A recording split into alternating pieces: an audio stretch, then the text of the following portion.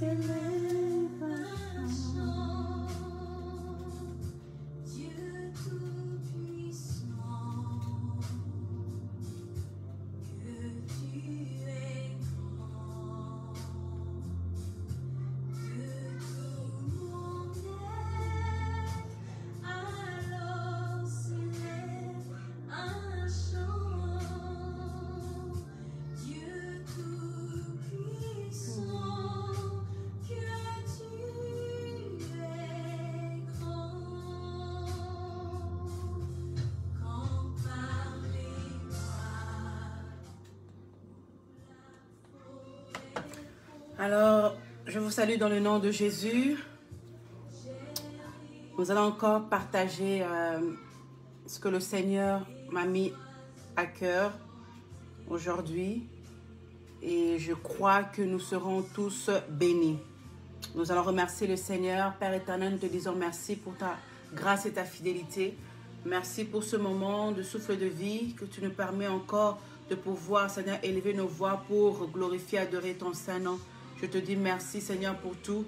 Je te rends toute la grâce, l'honneur et la majesté dans le nom puissant de Jésus-Christ. J'ai ainsi prié. Amen. Je vous bénis dans le nom de Jésus. Je vous salue. J'espère que vous allez bien. Alors que la grâce du Seigneur soit avec vous là où vous vous trouvez. Le thème de mon exhortation aujourd'hui est « Renverse l'autel de Baal ». Alors pour cela, nous allons prendre Juge 6. Nous allons lire de 1 jusqu'à 10. Les enfants d'Israël firent ce qui déplaît à l'Éternel, et l'Éternel les livra entre les mains de Madian pendant 7 ans. La main de Madian fut puissante contre Israël. Pour échapper à Madian, les enfants d'Israël se retiraient dans les ravins des montagnes, dans les cavernes et sur les rochers fortifiés. Quand Israël avait semé, Madian montait avec Amalek et les fils de l'Orient et il marchait contre lui. Il campait en face de lui, détruisait les productions du pays jusque vers Gaza et ne laissait en Israël ni vivres, ni brebis, ni bœufs, ni ânes. Car ils montaient avec leurs troupeaux et leurs tentes. Ils arrivaient comme une multitude de sauterelles. Ils étaient innombrables, eux et leurs chameaux, et ils venaient dans le pays pour le ravager. Israël fut très malheureux à cause de Madian, et les enfants d'Israël crièrent à l'Éternel. Lorsque les enfants d'Israël crièrent à l'Éternel au sujet de Madian, l'Éternel envoya un prophète aux enfants d'Israël.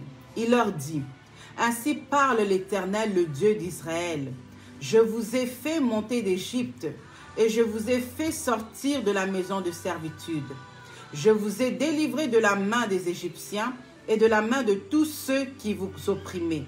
Je les ai chassés devant vous, et je vous ai donné leur pays. Je vous ai dit, je suis l'Éternel votre Dieu. Vous ne craindrez point les dieux des Amoréens dans le pays desquels vous habitez.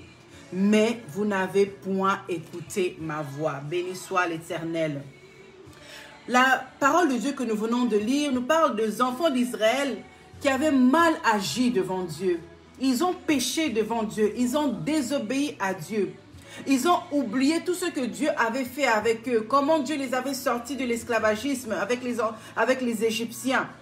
Ils ont oublié tous les miracles que Dieu avait opérés devant leurs yeux. Et ils ont mis des idoles devant Dieu. Ils ont commencé à faire des choses qui ont déplu à Dieu. Ils ont péché, ils ont adoré des faux dieux. Ils avaient oublié. Alors Dieu les a laissés, Dieu les a laissés à leur Dieu.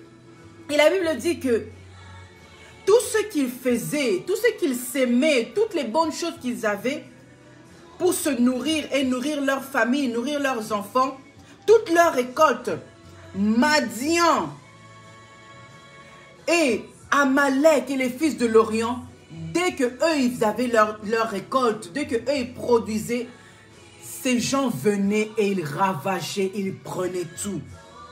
Et le peuple d'Israël, eux qui étaient forts, que Dieu avait permis de délivrer, qui avaient pris en possession plusieurs endroits, quand ils voyaient le peuple d'Amalek, Madian, venir ravager, ils fuyaient. Ils fuyaient pour leur vie. Ils avaient peur, ils étaient dans la crainte. La Bible dit qu'ils se cachaient dans les montagnes. Ils ont vécu comme ça pendant 7 ans. Pendant plusieurs années. Ils pleuraient, ils souffraient. Ils étaient devenus des esclaves.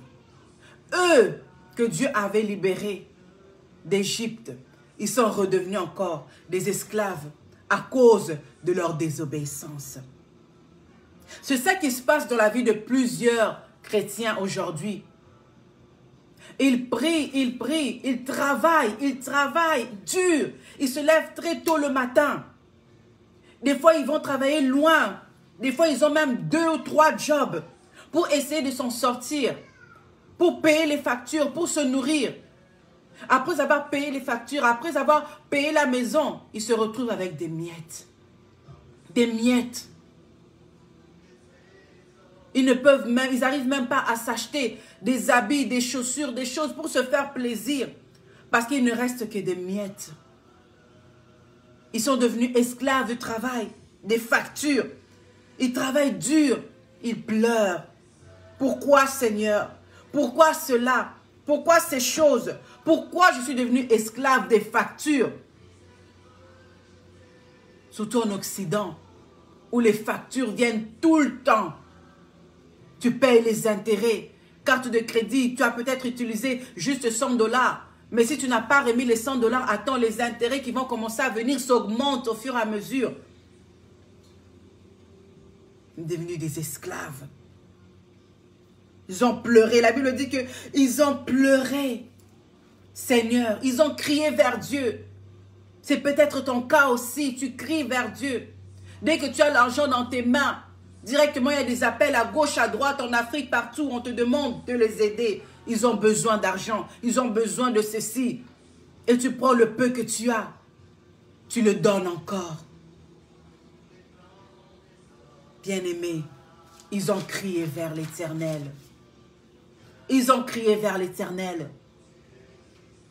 Et la Bible dit que quand ils ont crié vers l'Éternel, l'Éternel a envoyé un serviteur de Dieu pour leur dire: je vous ai dit que vous allez vaincre. Ne craignez pas les dieux des Amoréens. Dans les pays dans lesquels vous allez habiter, ne craignez pas. Je serai avec vous. Mais vous n'avez pas écouté. Vous n'avez pas écouté. Vous avez désobéi à Dieu. Vous n'avez pas écouté la voix de Dieu. Bien-aimé, réveille-toi. Les Madians, les Amalek, les fils de l'Orient, qui viennent voler, qui viennent ravager, qui ne veulent pas de ton bonheur, qui ne veulent pas que tu avances, qui ne veulent pas que tu aies du succès. Cela représente les sorciers de ta vie, les sorciers qui te combattent, les sorciers qui viennent ravager. Dès que toi tu as un peu, eux ils viennent avec des problèmes, ils viennent avec des situations, ils soulèvent des factures. Lève-toi. La Bible dit que quand on lit plus loin, le Seigneur est allé voir Gédéon.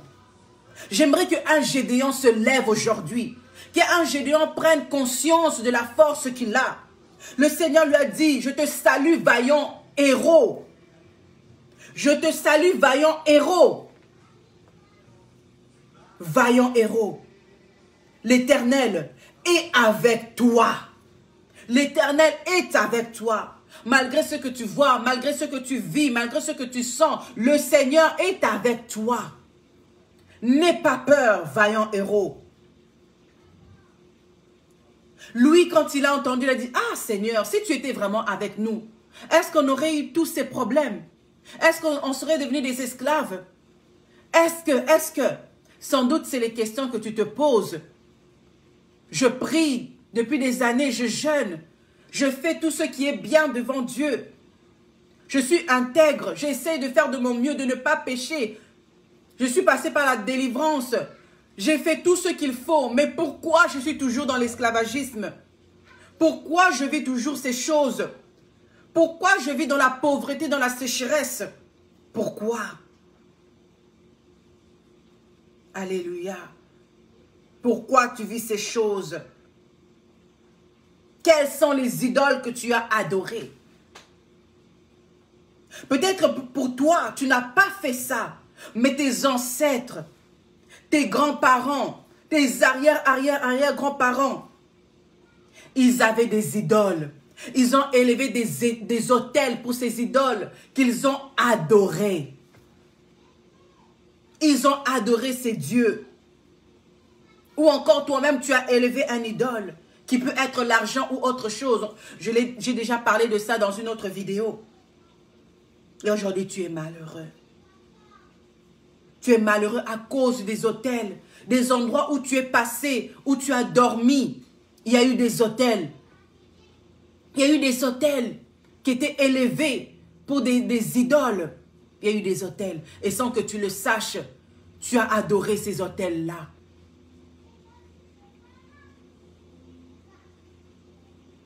L'ange l'a appelé vaillant héros. Aujourd'hui, Dieu t'appelle vaillant héros. Tu sois le héros de ta famille, de ta génération, de ta maison, de ta vie. Gédéon a hésité au début. Il s'est dit, Seigneur, moi, je suis le plus petit, je suis le Benjamin. Regarde ce que je suis. Il a voulu montrer à Dieu la réalité de ce qu'il voyait. Et le Seigneur lui a dit, va. On va le lire, Gédéon. Juge 6, 15. Gédéon lui dit, ah mon Seigneur, avec quoi des... On va commencer par, excusez-moi, par 13. Gédéon lui dit, ah mon Seigneur, si l'Éternel est avec nous, pourquoi toutes ces choses nous sont-elles arrivées? Et où sont tous ces prodiges que nos pères nous racontent quand ils disent, l'Éternel ne nous a-t-il pas fait monter hors d'Égypte? Maintenant l'Éternel nous abandonne et il nous livre entre les mains de Madian. L'Éternel se tourna vers lui et dit, va avec cette force que tu as et délivre Israël de la main de Madian. N'est-ce pas moi qui t'envoie? Gédéon lui dit, ah mon Seigneur, avec quoi délivrerai-je Israël? Voici ma famille est la plus pauvre en Manassé, et je suis le plus petit dans la maison de mon père. L'Éternel lui dit, mais je serai avec toi, et tu battras Madian comme un seul homme. Alléluia! On venait les voler. Normalement, eux c'était pauvre puisqu'on venait tout prendre, tout ravager. Mais lui, il dit, je suis dans ma famille et la plus pauvre en Manassé. Et moi, je suis le plus petit. Comment vais-je délivrer? Comment vais-je me sortir de cette situation? Comment vais-je délivrer ma famille de cette situation? Comment? Dieu n'a pas regardé ça. Il a dit seulement, mais je serai avec toi. Même si tu es le plus petit, je serai avec toi. Même si tu es le plus pauvre de ton village, de ton pays, de ta région, je serai avec toi. Même si tu es le moins intelligent, je serai avec toi. Peu importe ce que tu me dis, moi l'Éternel, je serai avec toi. Quand Gédéon se lève aujourd'hui et qu'il croit que le Seigneur va être et est avec lui, Dieu lui dit, je t'envoie avec la force que tu as. Il a dit à Moïse, qu'est-ce que tu as dans les mains? Je t'envoie avec la force que tu as. Va avec la force que tu as et je délivrerai. Tu battras Madian, tu battras ses sorciers, tu battras la malédiction, tu battras comme un seul homme. Alléluia.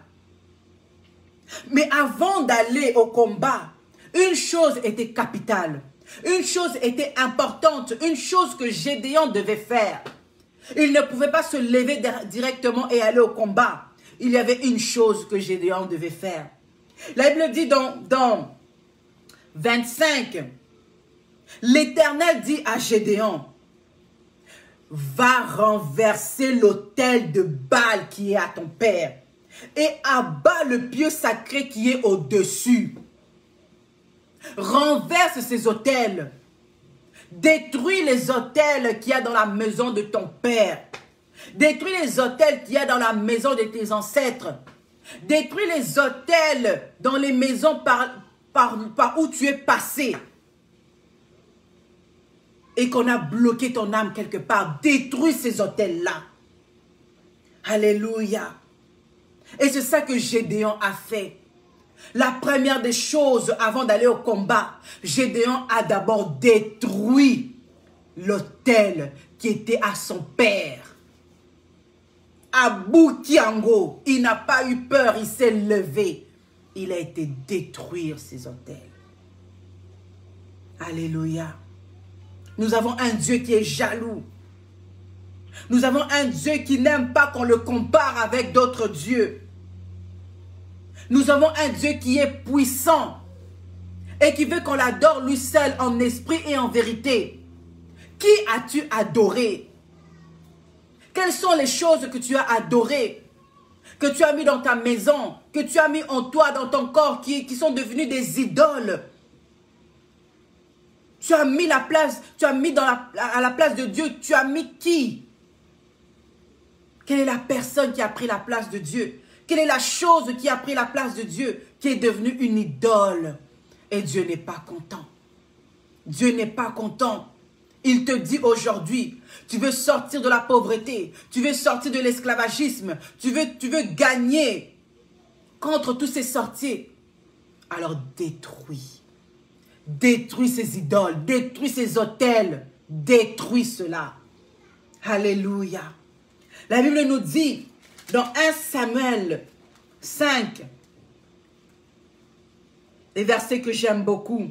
Les Philistins prirent l'arche de Dieu et ils la transportèrent d'Ebenezer à Asdod.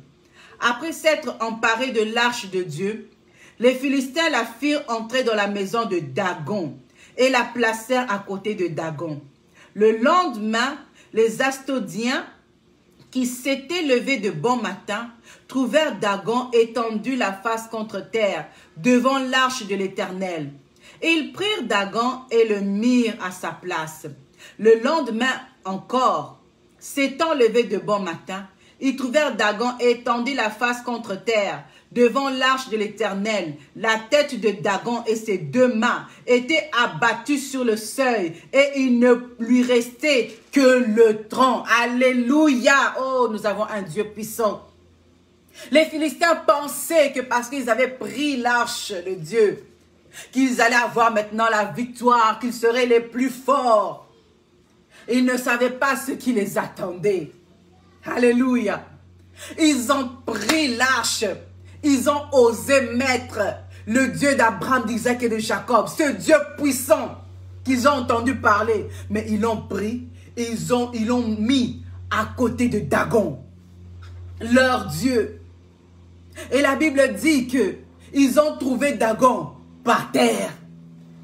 Ils ont trouvé par terre. Ils se sont dit peut-être c'est une erreur, il y a quelque chose qui s'est passé, un tremblement de terre, je ne sais quoi. Qu'on remette Dagon à sa place. Toujours à côté de l'arche de Dieu. Le lendemain matin, ils se lèvent de bon matin. On va aller regarder, s'agenouiller, adorer notre Dieu qui est Dagon, le servir, lui donner la nourriture et ainsi de suite. Et ils trouvent Dagon où? Leur Dieu, qui était la force, leur Dieu, qui était tout pour eux. Où ils trouvent encore Dagon? Par terre. Mais cette fois-ci, tout était coupé. Dagon était allongé, agenouillé devant le roi de rois, le seigneur des seigneurs, devant le Dieu tout-puissant. Dagon n'a pas pu résister. Dagon n'a pas pu résister. Et je pense même que tous les esprits qui étaient dans cette statuette avaient déjà fui. Il restait seulement la statuette. Les ténèbres ne peuvent pas résister dans la présence de l'Éternel. Et Dieu ne peut pas habiter dans une maison où il y a de l'impurité, où il y a d'autres idoles. Soit c'est Dieu, soit c'est les idoles. Alléluia. Dagon était par terre. Dieu a dit, détruis-moi ces idoles. Détruis-moi ces dieux. C'est ça qui donne la force à Amalek, à Madian de vous détruire à cause de votre désobéissance. Mais il a pris un Gédéon parce qu'ils ont crié vers l'Éternel. L'Éternel a eu pitié. L'Éternel aime son peuple, il aime ses enfants, il t'aime, il veut ton bien. Il veut que tu puisses prospérer, il veut que tu aies du succès, il veut que tu sois riche, il veut que tu sois la tête et non la queue. Répands-toi mon frère, répands-toi ma sœur. Enlève ces idoles, enlève ces choses qui te détruisent, qui t'empêchent d'avancer. Jésus-Christ t'aime. Alléluia. Jésus-Christ t'aime. Il veut seulement que tu détruises ces choses et que tu reviennes à lui de tout ton cœur, de toute ton âme, de toutes tes forces. Alléluia. Plusieurs pensent que lorsque ils détruisent les autels des idoles et qu'ils élèvent un autre autel à Dieu, que les choses s'arrêtent là, qu'ils n'ont plus d'autres efforts à faire. La Bible nous parle de Gédéon, que Dieu lui avait dit détruis, renverse l'autel de Baal qui est à ton père, abat-le. Et ensuite, c'est là que Gédéon devait se préparer au combat. Alléluia. Dieu aurait pu les délivrer directement, mais non, toi-même, lève-toi, combat. Et il dit, il sera avec toi. Il sera avec toi. Avec le peu de force que tu as, il sera avec toi. Même si tu es seul à prier, il sera avec toi. Gédéon a détruit. Il a détruit ses autels. Après, il a élevé un autel pour Dieu. Alléluia. Il a bâti un autre autel pour Dieu. Au verset 26, tu bâtiras ensuite et tu disposeras sur le haut de ce rocher un autel à l'Éternel ton Dieu. Alléluia. Il a bâti un autre autel à Dieu, le vrai Dieu, le véritable Dieu. Pas ces dieux de statuettes qu'on emmène la nourriture, qui ne mangent pas, qui n'ont pas des yeux, pas des oreilles, pas de bouche pour manger, mais on les adore. Des dieux qui ont été faits par nos propres mains, mais on les adore. Détruis cela. Dieu est jaloux et il ne veut pas cela. La Bible dit que Dieu a dit à Gédéon, choisis-toi quelques personnes. Pas beaucoup, quelques personnes. Ils étaient plusieurs, ils étaient beaucoup. Mais l'Éternel dit, non, ils sont trop nombreux. Ils sont trop nombreux. Ils risquent de mettre l'orgueil pour dire qu'on a réussi par notre propre force, par notre propre intelligence, par nos propres techniques. Je vais choisir un petit nombre. Seulement comme tu es là, tu peux combattre des milliers. Parce que tu as la force de Dieu avec toi. L'Éternel dit à Gédéon, c'est par les 300 hommes, ceux qui la perdent. Je vais recommencer à 5. Juge 7, 5. Gédéon fit descendre le peuple vers l'eau. Et l'Éternel dit à Gédéon, tous ceux qui laperont l'eau avec la langue comme lappe le chien, tu les sépareras de tous ceux qui se mettront à genoux pour boire. Ceux qui lapèrent l'eau en la portant à la bouche avec leurs mains furent au nombre de 300 hommes. Et tout le reste du peuple se mit à genoux pour boire. Et l'Éternel dit à Gédéon, c'est par les 300 hommes qui ont lapé que je vous sauverai et que je livrerai Madian entre tes mains. Alléluia. Ceux qui ont lapé, qui ont lapé, qui ont lambe, avec leur langue comme des chiens pour boire de l'eau. Le chien qui représente la prostitution, les saletés, le mal. Mais Dieu dit, ces 300 personnes-là qui ont lapé comme des chiens, ces 300 personnes qui étaient délaissées, qui étaient rejetées, ces 300 personnes-là, c'est par eux. C'est par eux que je vais vous délivrer. Alléluia. Dieu ne choisit pas des choses belles aux yeux des hommes, mais il regarde le cœur. Il regarde le cœur. Il regarde le cœur. Tu peux sembler, prier, dire des belles paroles, crier, mais Dieu regarde le cœur. Il regarde ton attitude, comment tu pries. Dieu regarde le cœur. Il a dit, Gédéon, je t'ai choisi. Même si tu es le plus petit, même si tu es le plus pauvre, je t'ai choisi. Et c'est par toi qu'il y aura la délivrance de ta famille, de ton peuple, de tes enfants, de ta vie. Mais détruis ces dieux, détruis les autels, détruis les idoles, refuse-les. Et lève-toi pour le combat. Alléluia. Le temps est arrivé. Toi qui pleures, toi qui te poses des questions. Pourquoi, Seigneur? Pourquoi? Le temps est arrivé pour que tu te lèves maintenant avec autorité. Le temps est arrivé pour que tu refuses tout ce qu'on avait déposé en toi. Tout ce qu'on t'avait dit, tout ce qu'on t'avait fait. Le temps est arrivé pour que tu réfléchisses depuis que tu étais dans le ventre de ta mère. Quelles sont les choses qu'on a fait sur toi, qu'on a déposées en toi, qui sont des idoles, qui sont des mauvaises sémences, qui ont détruit ta vie, qui t'ont gardé dans les chaînes. Le temps est arrivé. Je vous dis des choses par lesquelles moi-même je suis passée.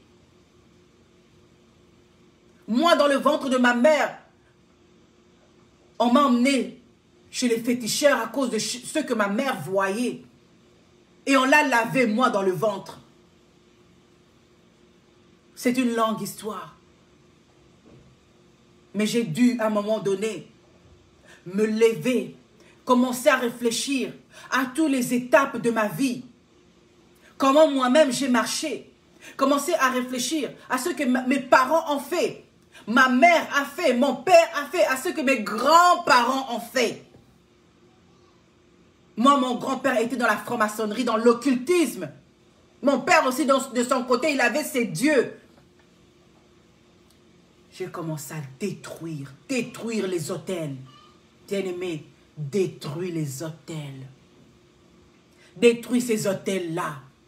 Et lève-toi pour combattre les sorciers, les démons, des Madians, d'Amalek, des fils de l'Orient qui sont levés pour te combattre. Lève-toi, ne pleure plus. Cesse de pleurer. Essuie tes larmes parce que Dieu te dit qu'il est avec toi. Arrête de pleurer, arrête de te plaindre. Lève-toi dans la prière. Si tu avais commencé, gloire à Dieu, ajoute encore, accentue encore. Nourris-toi de la parole de Dieu. Médite la parole de Dieu avec les confrères. Médite. Nourris-toi, arme-toi, revêtis-toi de l'Esprit de Dieu, de l'onction de Dieu. Dieu est avec toi. Il veut seulement que tu prennes conscience de ces choses, que tu te lèves et que tu détruises ces autels. Et tu verras la main de Dieu dans ta vie. Dieu t'aime. Dieu veut te bénir. Dieu veut agir en toi. Nous allons prier. Seigneur, je te dis merci pour mon frère, ma soeur qui a entendu cette exhortation. Tu veux, Seigneur, qu'une personne puisse détruire ses autels, puisse se lever dans la prière, dans le combat spirituel, car tu veux bénir une personne. Tu veux qu'une personne puisse avoir du succès. Tu veux qu'une personne soit élevée, soit bénie. Tu veux guérir, tu veux délivrer, Seigneur, sa famille. Oh Père, je te bénis, Seigneur, pour cette parole. Je bénis, Seigneur, oh Père éternel, ton nom. Couvre-nous, Seigneur, par ton sang. Au travers de ta parole, Seigneur. Viens, Seigneur, nous donner la force. Viens nous donner le courage de détruire ces autels. Viens nous donner la force de ne plus dormir, de ne plus nous plaindre, mais de nous lever. De nous lever, de détruire et de combattre. Nous croyons que tu es avec nous. Nous croyons, Seigneur, que tu nous aimes. Nous croyons, Seigneur, ô Père éternel, que tu marches avec nous. Couvre tout par ton sang et que la gloire, la louange te soit rendue à toi seul au nom de Jésus-Christ. J'ai ainsi prié. Amen. Que le Seigneur vous bénisse. Je pense que là où vous êtes, vous avez compris et vous avez été bénis. À la prochaine.